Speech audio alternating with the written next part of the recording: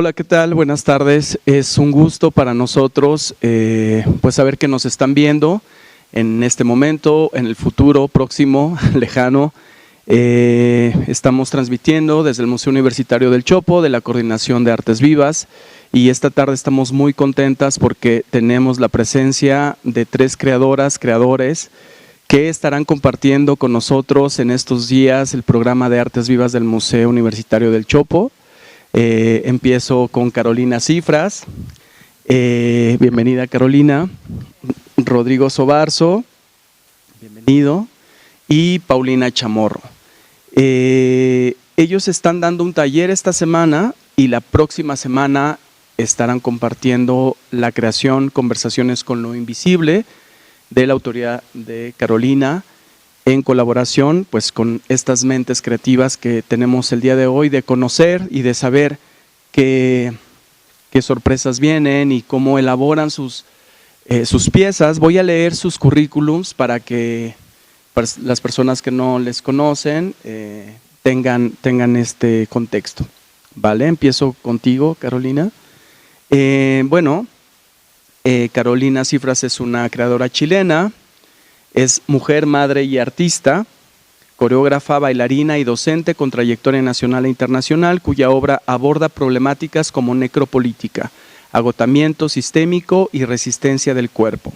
Sus creaciones integran materialidades de la naturaleza y sociedad chilena, articulando una investigación escénica situada. Es reconocida por su trilogía Pampa y Oropel 2010, 2012 y 2016. Es licenciada en Artes y Pedagogía en Danza por la Universidad de Artes y Ciencias Sociales, con formación en el Centro Nacional de la Danza de París. Ha colaborado con diversos creadores desde 1990, fue parte del Centro Coreográfico Nacional de Nantes, ha sido docente universitaria y fundadora de la Escuela de Danza de la Universidad de las Américas. Entre sus obras destacan Peso Muerto, que es esta trilogía, Peso Muerto 2019, Fusis 2022, que es la segunda entrega, y esta que es Conversaciones con lo Invisible. Bienvenida. Si voy muy rápido me dicen para que vamos lento.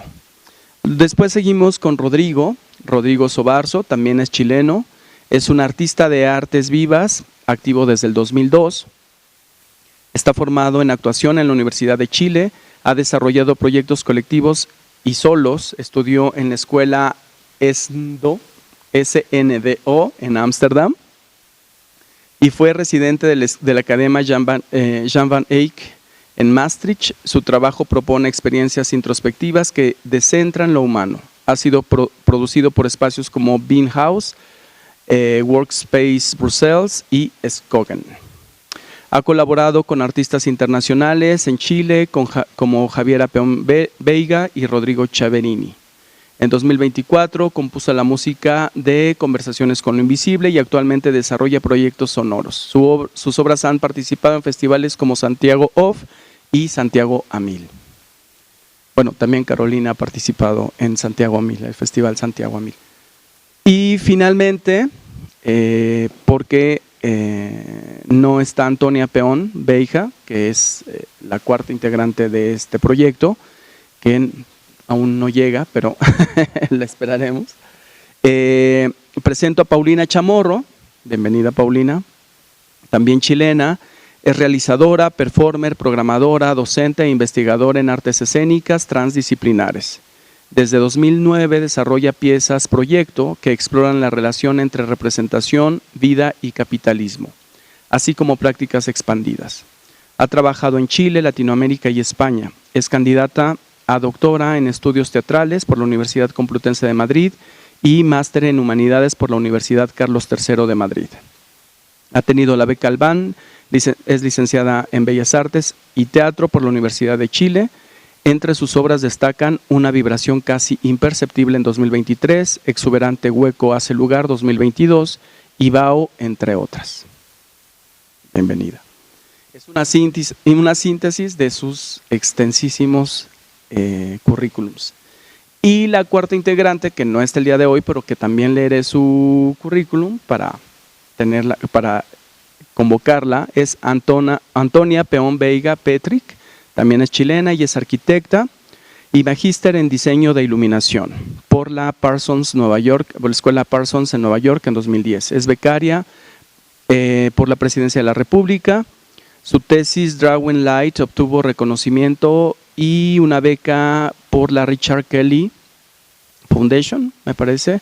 Ha sido finalista en premios como Targetty Light Art Award en 2010 y Lighting Design Award por Hammam.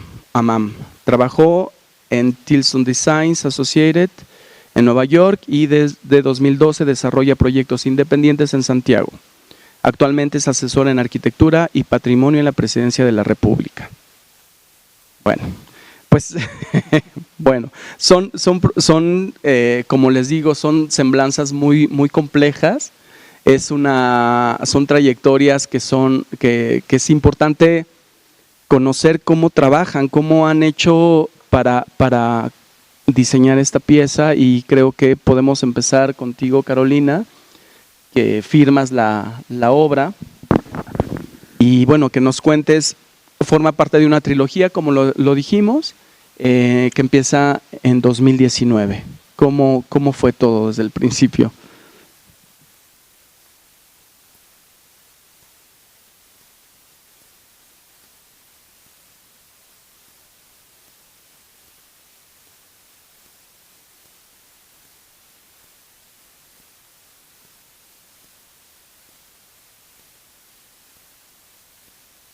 ¿El otro? ¿Ahí sí? Ya, buenas tardes. La trilogía que comienza el 2018, pero fue estrenada el 2019, está compuesta por Peso Muerto, Fusis y Conversaciones con lo Invisible. Y es un segundo periodo de otra trilogía. O sea, primero hubo otra trilogía y esta es como un segundo periodo donde surgen estas otras tres ejercicios, en el fondo, escénicos, que tienen como soporte, como piso subterráneo, preguntas, observaciones, sensaciones que tienen que ver con la necropolítica, como un concepto que atraviesa toda la relación con lo vivo, en el fondo, y cómo estas políticas van afectando o aplicando ciertas modificaciones de la vida, finalmente. ¿Sí? Y esto parte, en realidad, parte por la muerte de mi padre, porque por un lado una a veces puede tener como conciencia de que hay sistemas económicos, políticos y organizaciones, como nos vamos organizando, de ciertos como conceptos, tales como, no sé, activismo o necropolítica, y lo puedo entender, pero lo puedo entender en un plano que es más como de lectura, de reflexión. Y si bien yo había escuchado ese término, nunca había tenido la posibilidad de vivenciarlo en otra dimensión que no fuese el entendimiento del pensamiento. Y claro, eso genera otras preguntas cuando una está ahí, cuando son las células o el cuerpo mismo el que está procesando este tipo de políticas que de alguna manera u otra siempre se las arreglan para ir dejando morir lo vivo. Entonces ahí empieza, y fue efectivamente por mi padre, porque estuve en el sistema público y pude ahí experienciar lo que son políticas de dejar morir a la gente. Y ahí nació Peso Muerto, y luego yo vivo en el campo y justo vino la pandemia, entonces yo miraba el jardín y empecé a ver árboles que estaban muy secos y empezaron a desprenderse y salirse del suelo, y entonces estaban las raíces así como el que vimos ahora. pero, Sí. pero Emergiendo. claro, y muy secas, y me quedaba observándolas por mañanas enteras, y un día se relacionó ese cuerpo, se me ancló con la necropolítica y dije, claro, esto atraviesa todo lo vivo. Y ahí tomé unas raíces y empecé a hacer muros donde vivo. Y ahí nace Conversaciones con lo Invisible, como nace en la casa, en el patio, y ahí ya me metí de lleno a entender lo que llamamos naturaleza, que no es completamente eso, y la saqué y empezamos como a tener empecé a hacer prácticas con ellas, enterrarme en la tierra, y esta trilogía en específico tiene un soporte subterráneo que fue dejar todos los libros. Ok. Como hacer un desplazamiento de los referentes, ¿ya? Las tres piezas. Dije, me sentía como lo de mi padre fue muy físico, dije, me gustaría hacer un desplazamiento de los referentes. Entonces, que mis referentes, si bien admiro y valoro todo el trabajo que han hecho miles de personas en sus escritos, dije, esta vez quiero quizás escuchar otras voces en relación a ciertos temas. Y ahí se abrió un campo bien territorial en el fondo. Empecé a escuchar a mis vecinas, a mis vecinos, y en eso de ir ampliando, o más que ampliando, por eso hablo de desplazamiento, porque no es que se amplíe, sino que se desplaza, es decir, por mucho tiempo estos fueron mis referentes, hoy desplazo y voy a ver en otro lugar sobre ciertos temas. Entonces, y ahí empezó. Un día hice un hoyo en la tierra porque mi referente iba a ser la tierra. Entonces dije que tengo que estar en la tierra para saber. Entonces hice un hoyo y me enterré durante un año por periodos cortos, después largos, hasta que llegué a durar aproximadamente 3 horas. Y ahí fui como que a veces es difícil llevar al lenguaje prácticas que quedan como en otra dimensión del entendimiento para una, ¿no? Pero bueno, en general esas 3 piezas tienen muchas prácticas que fueron emergiendo a partir de estos desplazamientos de referente. Mi referente iba a ser las raíces, y ahí empecé a encontrar gente que era agrónoma, biodinámica, me hablaban de la tierra, de los procesos, viejitos que plantaban. Y ahí, si estoy muy largo, me dicen. No, bueno, para eso es la charla, para conocer de dónde vienen las ideas, ¿no? De dónde viene esa sensibilidad que hace posible que eso emerja en el escenario. Sí, y la verdad es que sobre todo Fusis y Conversaciones con lo Invisible fueron piezas muy solitarias en la emisión del trabajo. Era yo y eso ahí en donde vivo, y hacía muchas caminatas sola, y trataba de no sistematizar nada, sino que intenté también no solo el desplazamiento de los referentes, sino que también eso, como de no atrapar aquellas cosas que podía yo decir, esto podría ser, sino que dejarlas, que si volvía a aparecer y volvía a aparecer, porque tenía un sentido en lo que se estaba haciendo, pero no era atraparla para atraerla y empezar a sistematizarla. Entonces, igual ese proceso fue bien desafiante porque es como no tener el control y estar también,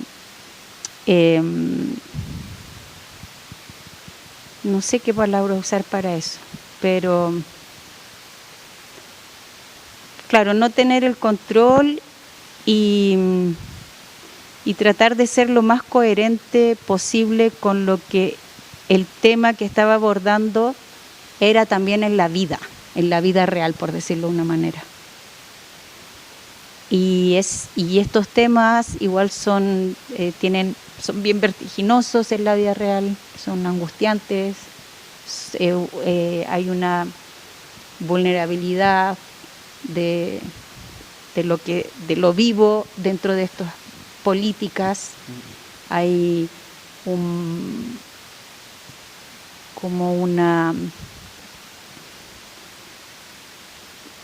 como que se diluyen las vidas, entonces fueron muchas cosas, yo como bien neobarroco en realidad, como por allá, por acá, bueno, como que no tenían relaciones, pero también vi este proceso, este camino como un camino de destilación, como de repente ya, como no haciendo un juicio de que esto sí, esto no, esto lo atrapo, esto no, sino que todo aquello que iba emergiendo, lo iba como tomando. Esto quizás no tenía relación con esto, pero en algún momento se hace la destilación. Y esa destilación me llevó a preguntas como también ya conversaciones. No es una pieza de museo, entonces la podemos ir haciendo donde sea, porque no necesita ser la réplica de lo que se supone que fue el estreno, ¿sí? No, también pensando en no fosilizar una pieza viva, sino que no es un fósil, no es una pieza de museo, entonces puede tener sus cambios, puede adaptarse, tiene un sustento, un soporte que la sostiene, pero para mí era importante que sobre todo sostener la vida, que es lo que en el fondo la necropolítica siempre está atacando. Bueno, eso en grandes rasgos. Sí, bueno, y justo cuando dices empiezas un proceso individual, personal, solitario, y poco a poco empiezan a haber diálogos, no con lo invisible, sino con lo visible, y con personas, ¿no?, que tienen estas subjetividades también, porque trabajar en equipo a un nivel profundo pues siempre implica pues una voluntad, ¿no?, una voluntad y una confianza. Y en ese sentido, con tu trabajo, Rodrigo, ¿cuál es tu entrada en esta pieza? Mira, si estamos compartiendo. Que ya viene de otras colaboraciones, ¿no? Claro. Entonces, cuéntanos. Sí, rescatando lo que hablaba Carola, siento que ese aspecto de la destilación para mí es súper relevante en este trabajo, porque siento que hay algo en Conversaciones con lo Invisible que tiene mucho que ver como con el impacto del tiempo.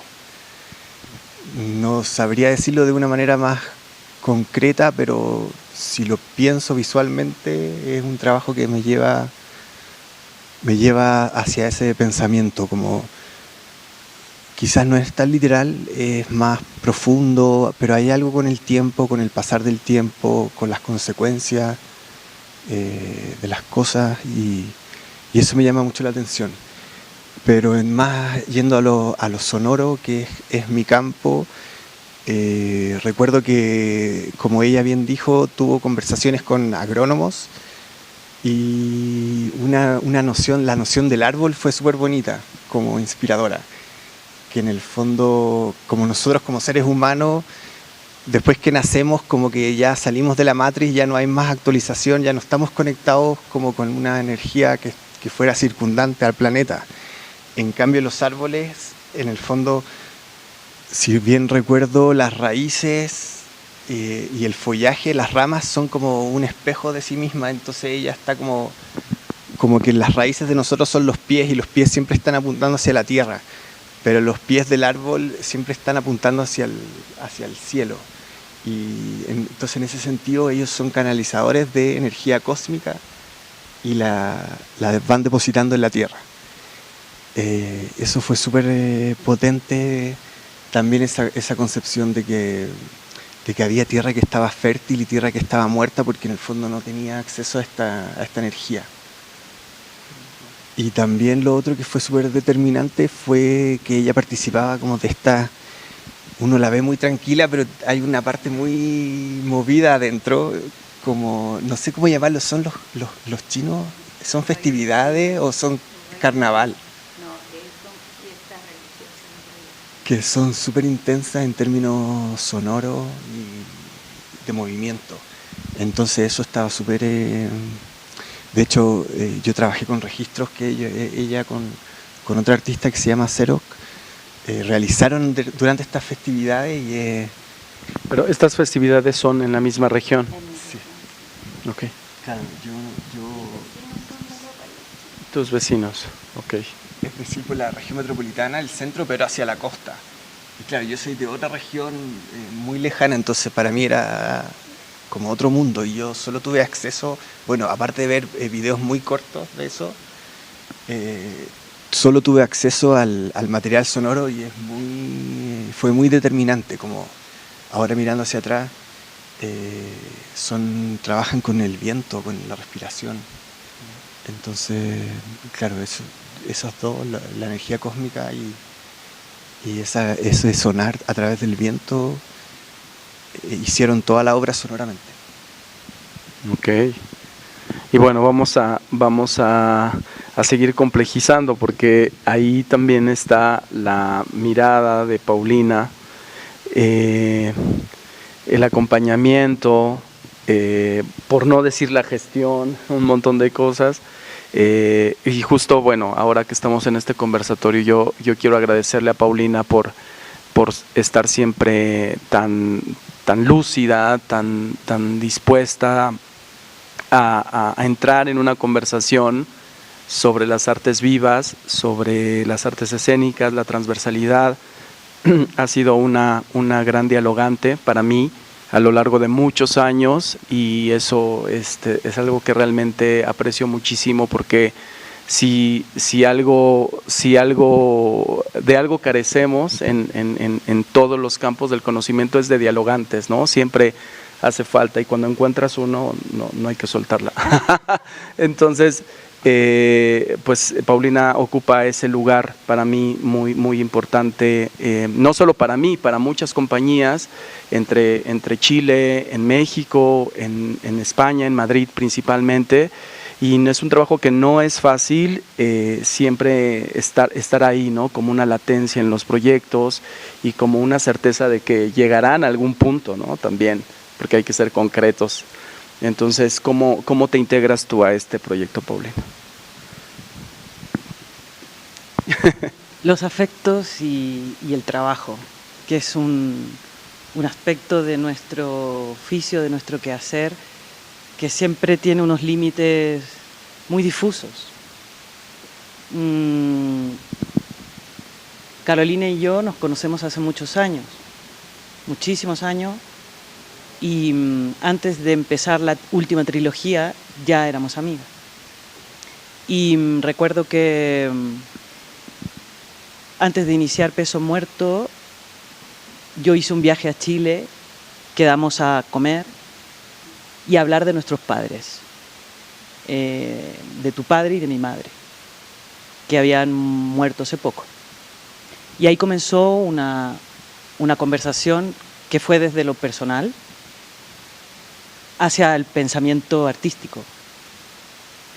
Y de alguna manera, como no vivimos en el mismo país, mi estar en este proyecto, tanto en Peso Muerto como Fusis y Conversaciones con lo Invisible, ha sido a través de estos diálogos a distancia, en donde se mezcla el pensamiento de la vida y el pensamiento del arte, traduciendo continuamente lo que pensamos, vivimos y experienciamos hacia códigos artísticos, buscando siempre en ese diálogo una coherencia, que es difícil, porque estamos dentro de un sistema capitalista que tiene un sistema estético propio, que funciona con mucha fuerza, jala muy fuerte, y nuestro único lugar político de resistencia es el propio pensamiento y lenguaje artístico. Entonces, durante todos estos años de la trilogía, mi lugar en este proyecto, más que físico, estando allí, ha sido desde esa conversación que yo también entiendo como un cuidado y un acompañamiento que es necesario, que hay que mantener para proteger, para alimentar, para poder tener puntos de diferencia que definan también puntos de encuentro. Así que comenzó ese Peso Muerto, mi lugar fue esa conversación.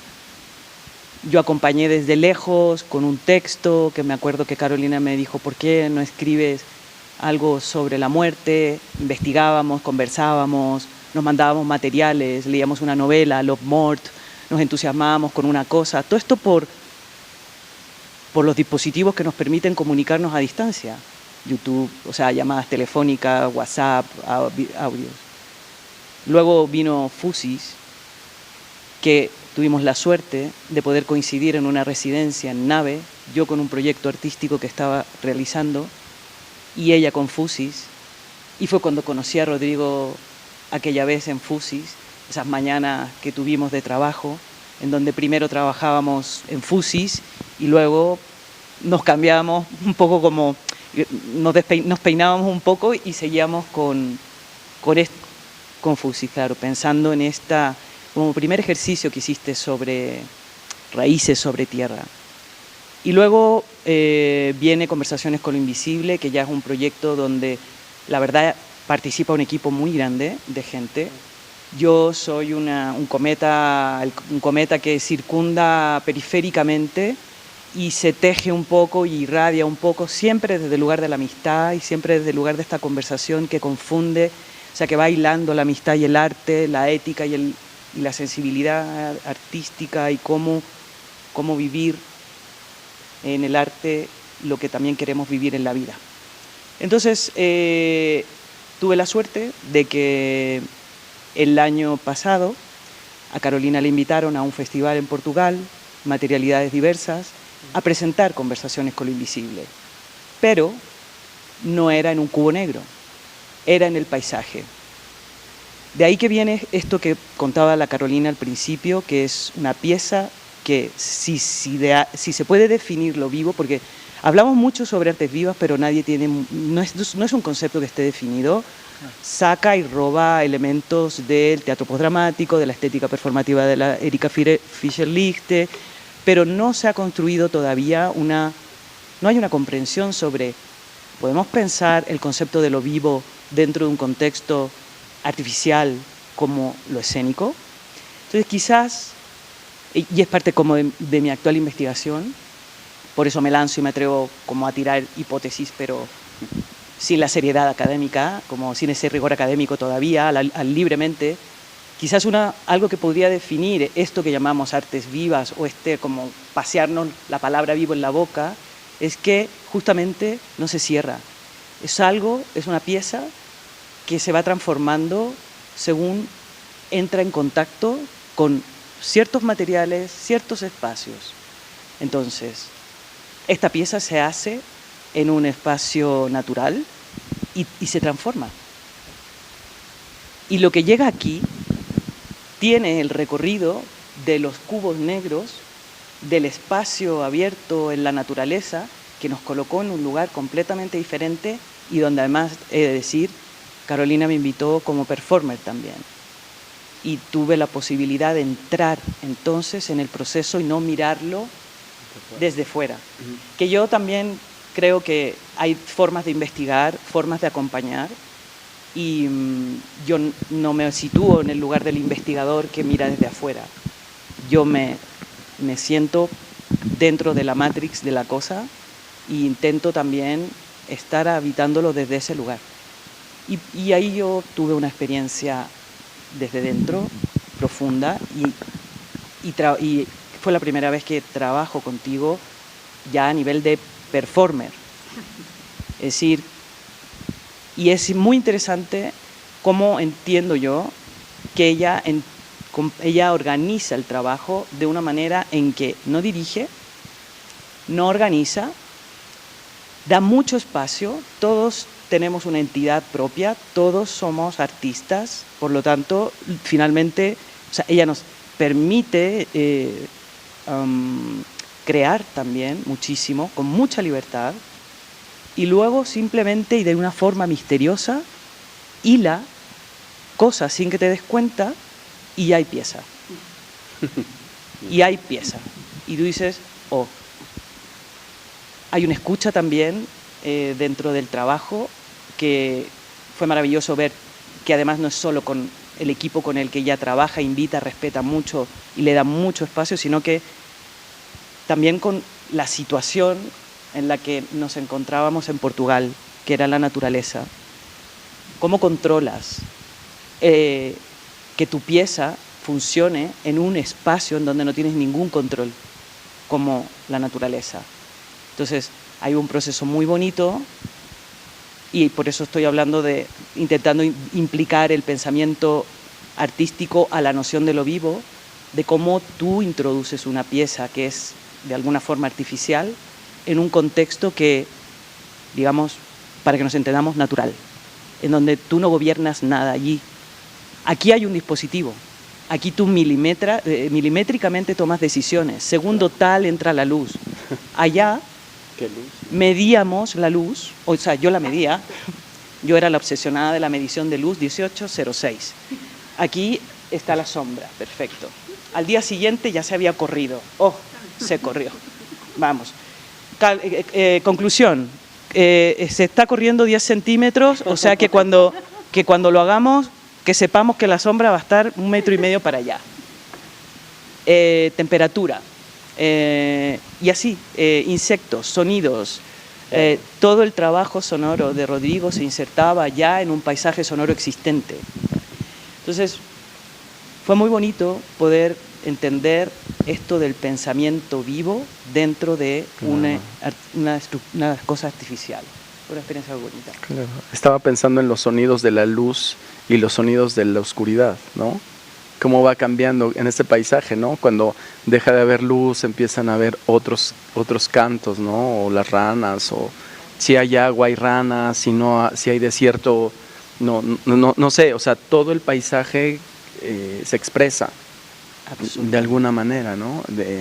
Y no es lo mismo, como dices, justo tú decías el tiempo hace un rato, ¿no? Es importante el tiempo y creo que tiene que ver con ese devenir temporal de que la pieza va existiendo, y creo que hay mucho de eso en las conversaciones, ¿no? Hay una forma de estar y una forma también que se le exige al público o se le plantea una convención distinta, ¿no? Un contrato distinto para poder entrar a la pieza, ¿no? Es una pieza que en ese sentido tiene su tiempo, el tiempo tiene un peso distinto. Y sobre eso, ¿tú nos quieres contar algo? En realidad, la trilogía de Peso Muerto y Fusis y Conversaciones marca otra etapa para mí, en el sentido de que en Peso Muerto, Rodrigo estaba en Peso Muerto y Paulina la ha visto por video. Yo en mi interior dije que no iba a hacer concesiones, en el sentido de que yo sé y que sabemos cómo hacer para que las cosas funcionen escénicamente, y quise ser lo más honesta posible con eso y decir, yo sé cómo poner la rosa ahí para que la gente llore. Sabemos, eso lo sabemos todos los que estamos en la práctica harto. Algunos no, pero igual siempre hay una manipulación de la materia, de los materiales. Claro, una forma. Claro. Entonces ahora dije yo, no, esto no voy a hacer concesiones, y así como Paulina hablaba de esa coherencia entre la vida cotidiana, doméstica y la escena, Peso Muerto para mí fue un espacio en donde intenté ser lo más coherente de lo que sucedió en el proceso creativo y lo que se queda en escena. ¿Sí? Y en ese sentido, Peso Muerto fue una pieza que el proceso creativo fue muy incómodo, de mucha inestabilidad, nos juntamos, había momentos que no pasaba nada, y yo dije, no hay concesión, voy a tratar de ser lo más fiel y coherente a lo que de verdad hicimos en el proceso. Y ahí yo me acuerdo de Javiera, otra performance que estaba, ella empezaba la pieza y era así como, me decía, pero Carola, ¿cómo voy a estar 2 minutos acá? Y yo, no, la gente se va a aburrir. Y yo le decía, es que esto es lo que ha sucedido en el proceso. ¿Por qué voy ahora yo a escribir otra cosa? Ya, entonces, ¿por qué traigo esto? Porque Peso Muerto era de un vacío bastante más y ya muy incómodo. Para el espectador. Entonces, esa incomodidad es la que uno siente cuando una quiere hablar de la muerte y la gente se incomoda y dice, oye, te traigo un cafecito, no sé qué, es como...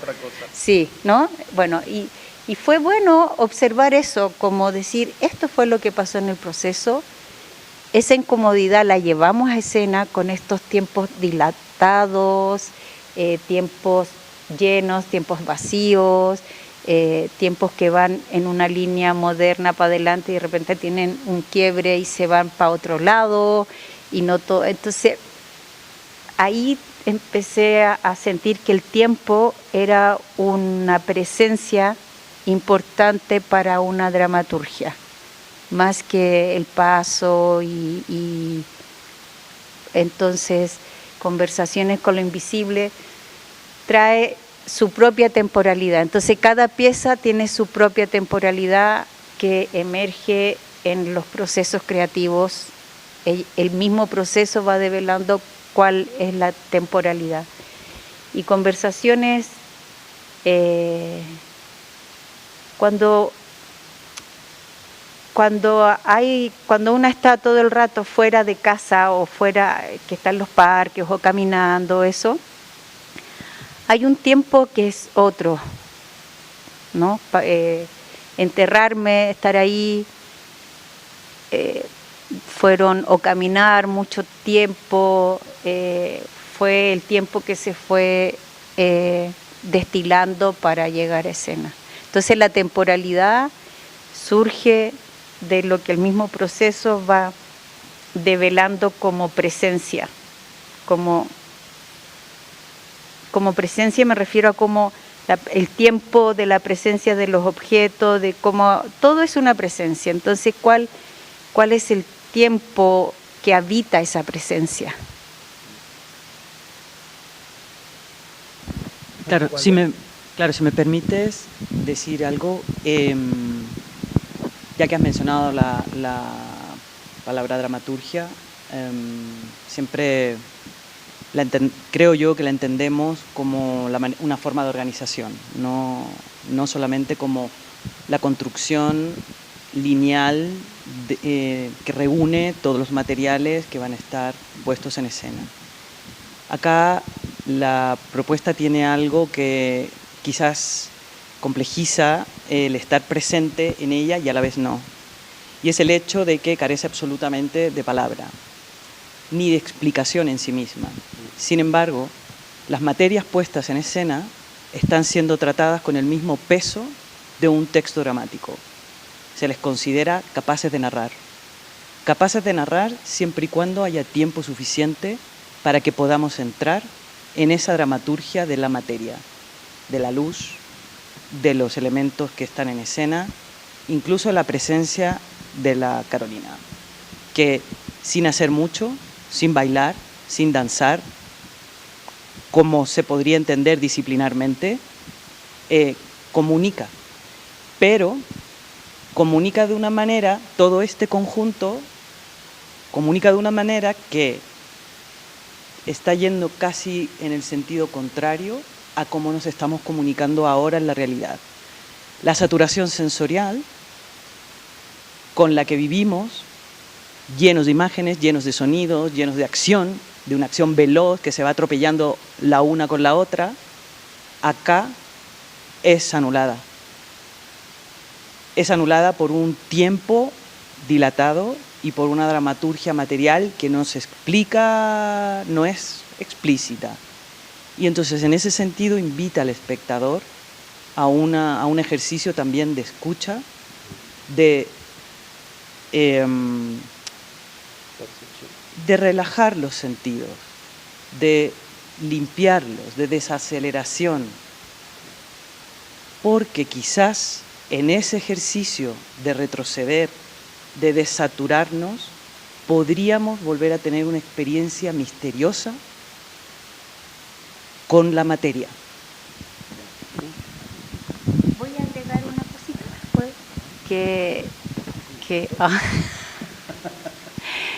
que sí, una de la, en relación a lo que dice Paulina, una de las cosas que entregó esta práctica de enterrarse fue justamente de poder sentir y decir, wow, estoy tan acostumbrada a estar sobreestimulada que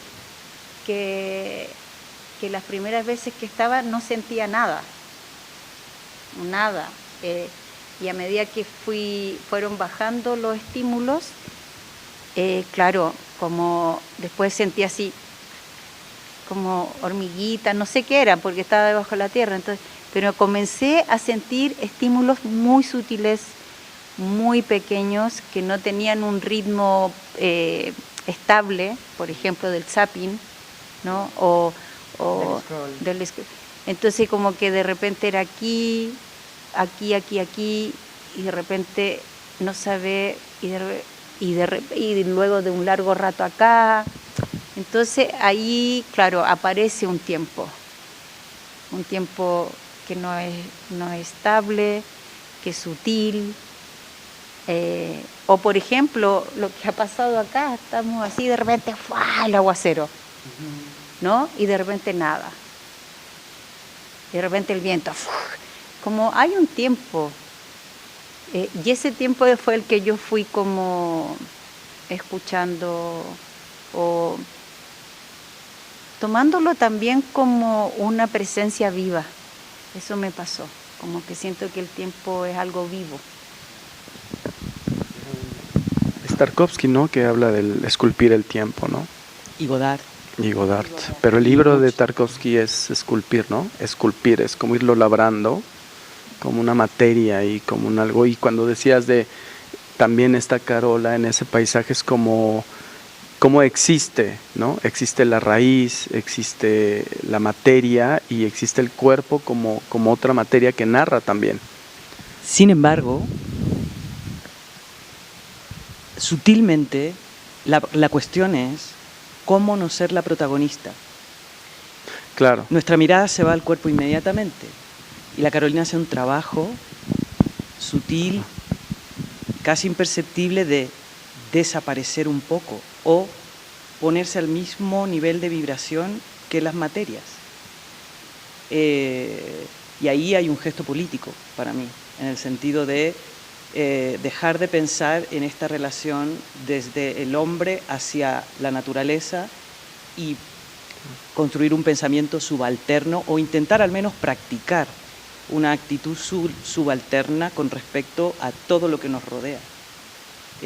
Para mí ahí hay una propuesta, ahí hay un aspecto político de esta pieza, que va en contra de lo que la estética capitalista ahora que es el prota, yo, mírame, foto, yo, mira aquí, allá. Sí, la presencia neurótica, ¿no? De estar en todos lados, de hacerse ver, de hacerse presente, ¿no? Con estas imágenes. Claro, y acá, más bien, yo diría que es como un conductor. Sí, porque igual, o sea, no sé si sí, pero con respecto a las materialidades, yo siempre he dicho, porque a veces dicen, ay, sí, pero un solo. Es que yo digo, es que no es un solo. No va de mí. No es un solo. Están las raíces, está el tubo, está la tierra, están los sacos. Y si eso no estuviera ahí, no sería lo que es. Entonces, es como... además las raíces están porque quién mejor que ellas que vivieron la sequía, porque yo igual llego a mi casa y abro la llave, entonces ¿cómo yo voy a ir a hablar de sequía? Si igual llego a mi casa, abro la llave, me tomo agua, me baño, no. Y cuando yo las miraba decía, ellas son el mejor testimonio de sequía.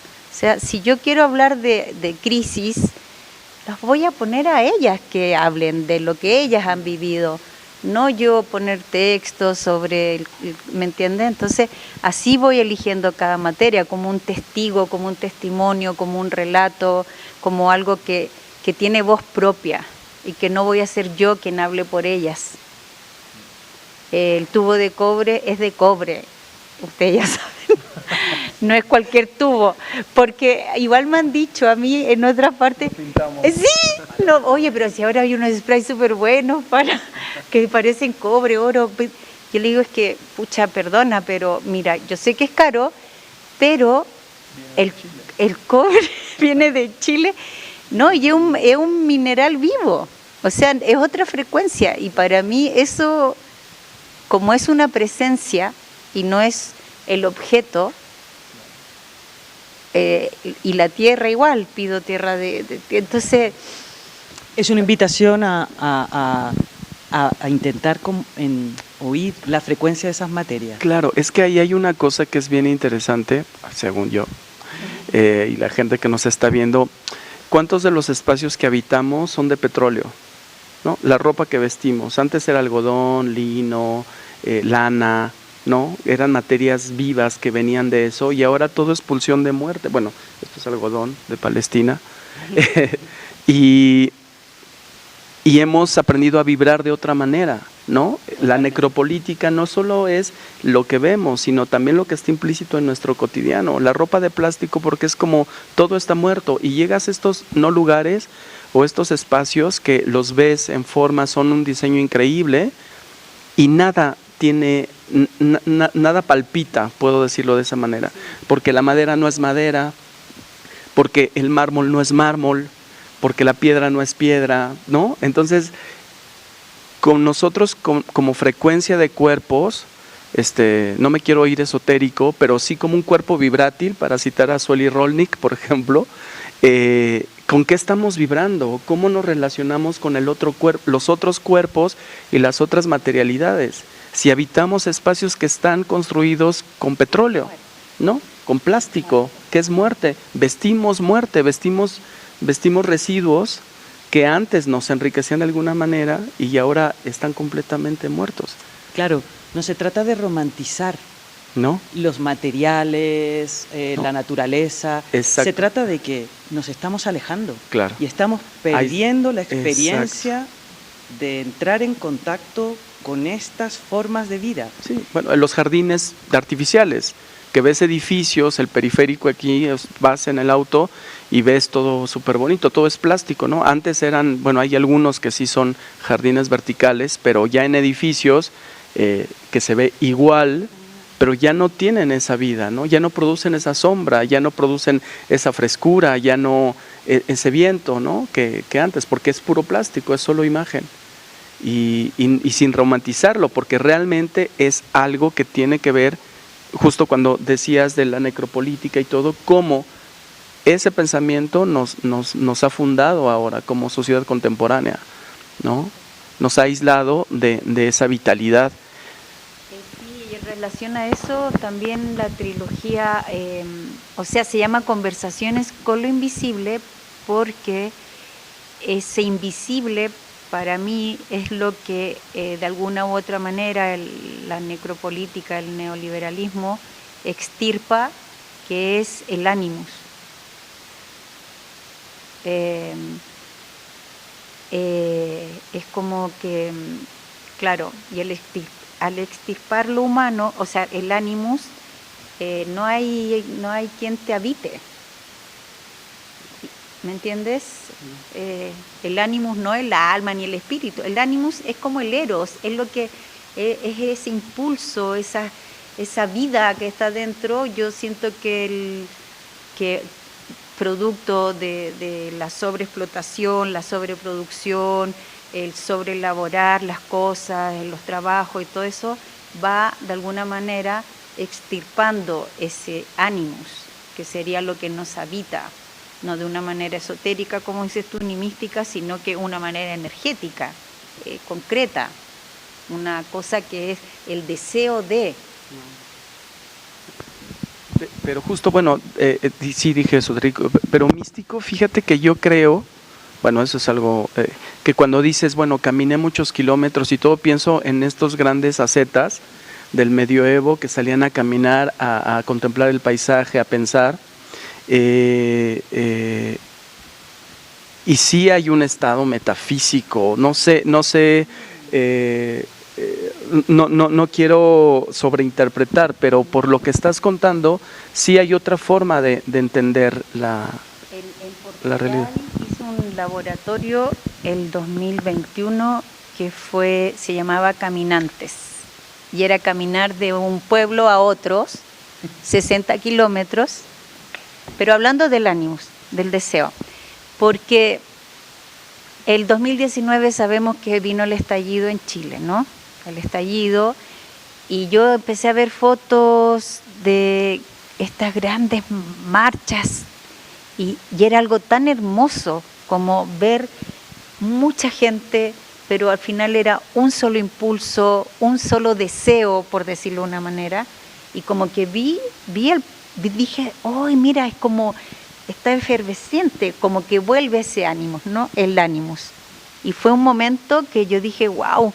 Y ahí empecé a estudiar todas las marchas zapatistas en Bolivia, que hubo el 2010, la marcha de Versailles en Francia, y empecé a ver fotos, videos, escuchar discursos sobre estas grandes marchas, y yo decía, ahí para mí es como que volviera ese deseo, ¿no? Ese deseo que se transforma en un común, en un nosotros o nosotras. Y con relación al caminar.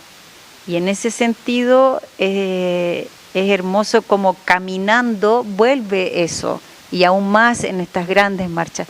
Y este laboratorio en Portugal eran 20 mujeres que caminaron en silencio de un pueblo a otro, durmiendo una noche en el camino. Pero como para...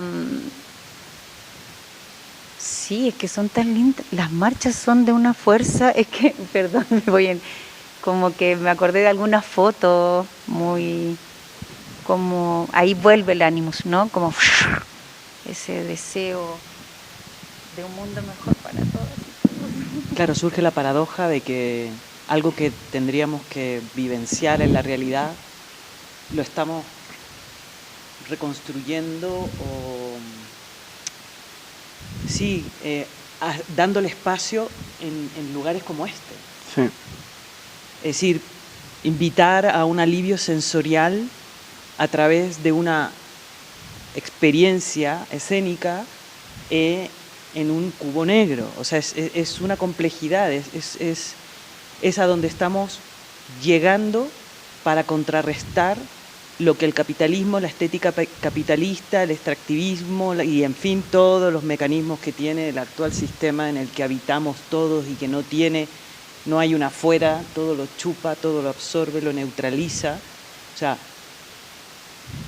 la estética capitalista neutraliza absolutamente todos los gestos que tú puedas construir en el arte y resistirlo requiere mucha valentía en el sentido de atrévete a aburrir al público o por lo menos aburrirlo en los términos neoliberal de la estética capitalista, de la velocidad, pero ¿qué quiso decir? De la inmediatez, claro, ¿no? de la y sobre todo de la superficialidad. significación. Claro.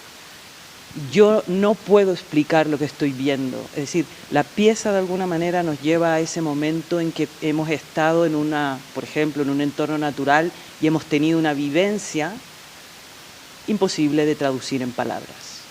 Volver a eso para mí es volver a comunicarnos con ese ánimos, que yo también lo entiendo como el misterio de la vida, sin pretender querer resolverlo, digamos, si me explico, pero sí volver a esas experiencias, aunque sea por un espacio muy puntual, efímero, pero creo que de alguna manera, si los espectadores consiguen abrirse a ese tiempo, a esa dramaturgia de la materialidad, quizás eso puedan volver a experimentarlo.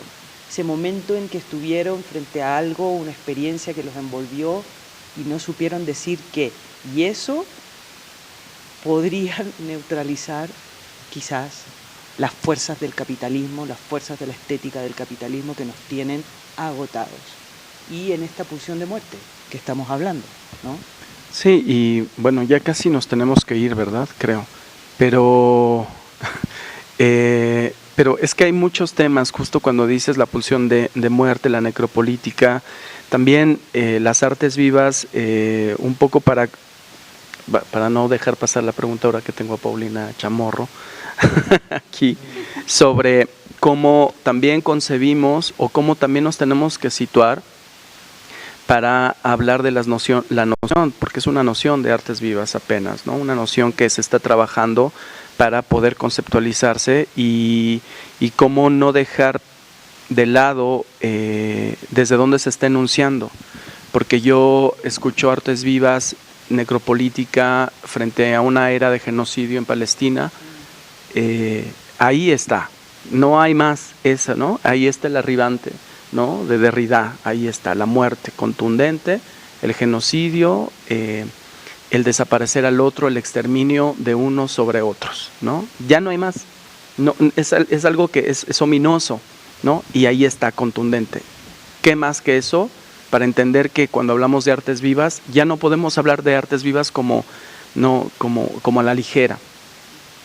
En México, ¿cómo hablar de artes vivas cuando tienes una necropolítica también sistemática, con toda la violencia que ha habido en el país, con todas las desapariciones forzadas, con todas las narcofosas, con todos los feminicidios, ¿no? Una política de la muerte. También no puedes hablar de artes vivas así tan a la ligera. En fin, lo digo porque hay gente que está pulsando, que está resistiendo ante eso, a que eso no se normalice, que no sea normal encontrar una fosa y mañana otra y 50 y hacer un mundial de fútbol arriba de cadáveres, ¿no? En estadios construidos en fosas, en narcofosas como el de Jalisco. ¿Qué estamos haciendo como sociedad, ¿no?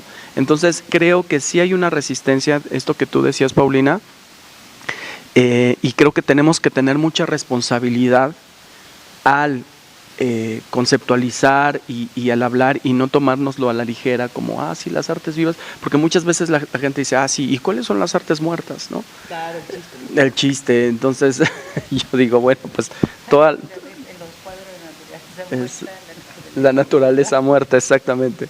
Pero bueno, para no dejarlo pasar, ¿tienen alguna idea para cerrar, para ya ir concluyendo esta plática? Yo sé que es corta, ha sido breve, pero creo que a las personas que nos ven También después hay comentarios, ahí pueden comentar en YouTube o Facebook donde se suba y donde vean este material. También puede dejar comentarios que si no, que bien se irán leyendo poco a poco. Entonces siéntanse en la invitación a dialogar sobre esto, ¿no? A conversar sobre lo que hemos platicado en estos minutos.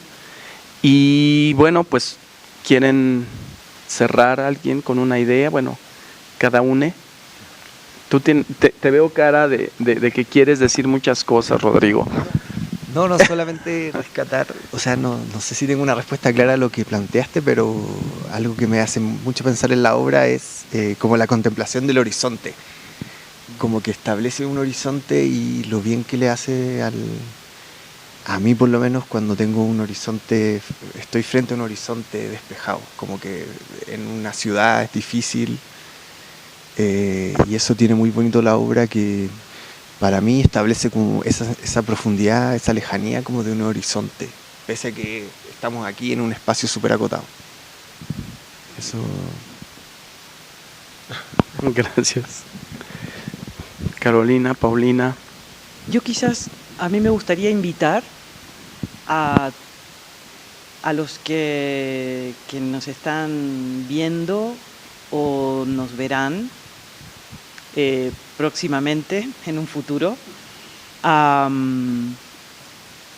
pensar que en la estética, en la experiencia estética, en el arte, no solamente hay entretención, evasión, divertimento, que también está súper bien, que también es parte de un sistema, pero que un sistema sano, cultural y artístico debiera abrir posibilidades para una inmensa diversidad de expresiones.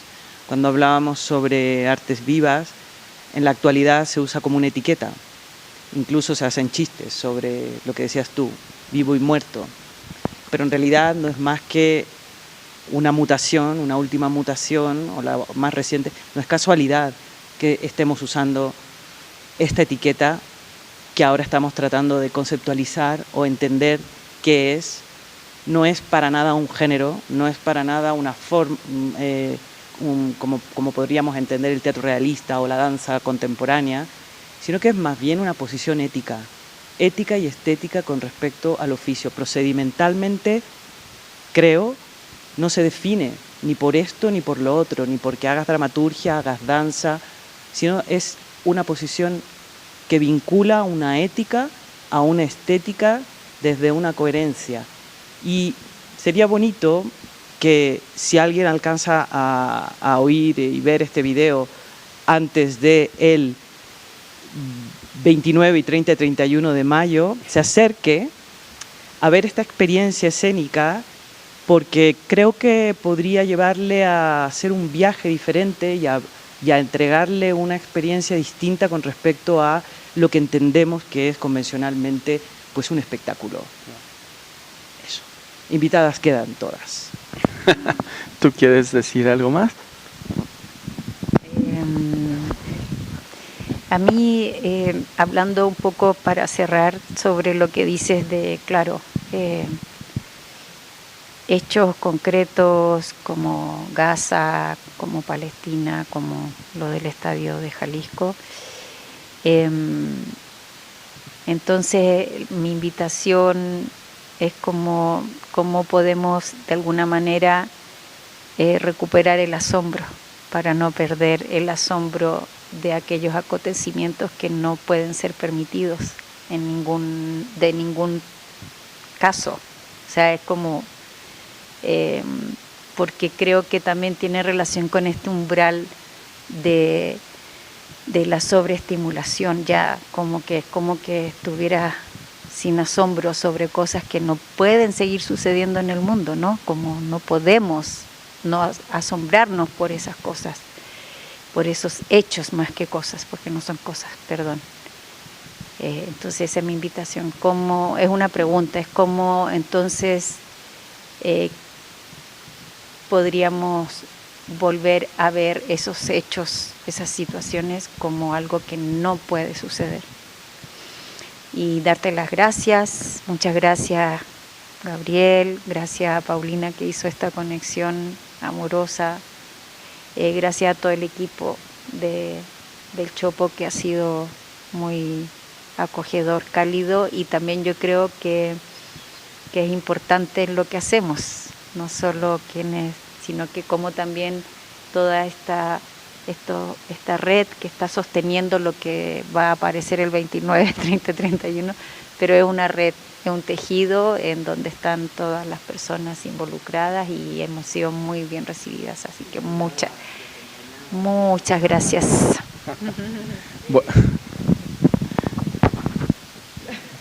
Bueno, pues invitados están todos, 29, 30 y 31, Foro del Dinosaurio, y bueno, aquí está el testimonio de este momento.